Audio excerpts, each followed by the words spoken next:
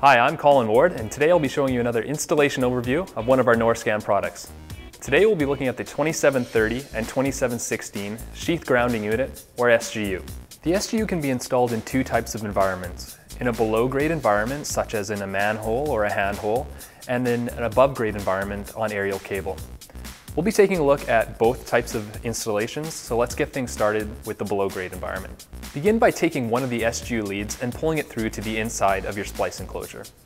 When you're doing this, it's very important not to bend the cable too much, and that will ensure that you're getting optimum lightning protection out of your device.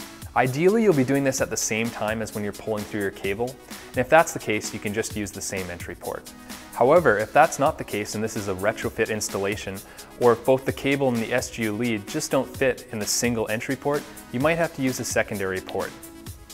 In any case, once you have both your SGU lead and the cable inside of your splice enclosure, seal the entry port or ports as per your splice manufacturer's instructions.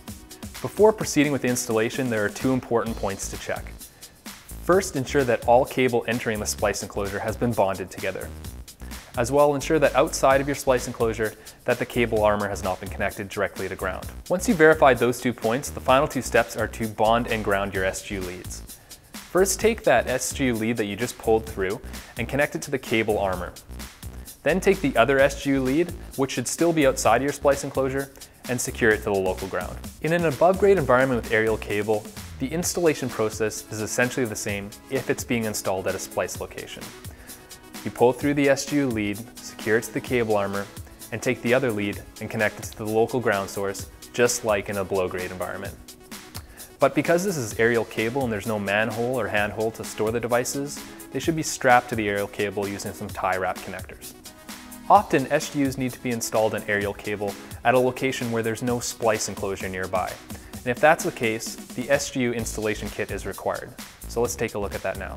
Begin by ringing the cable to expose about 1 inch of the metallic armor, and sand off any non-conductive material to ensure that you have a very conductive surface to bond the SGU lead.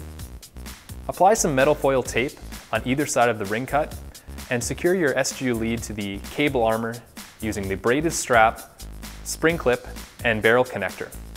Lastly, install the heat shrink, secure your SGU to the aerial cable, and take the other SGU lead, connect it to the local ground source.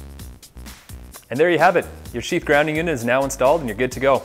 If you have any questions about this product or any of our Norscan products, visit us online at norscan.com or call us directly at 1-855-234-8334.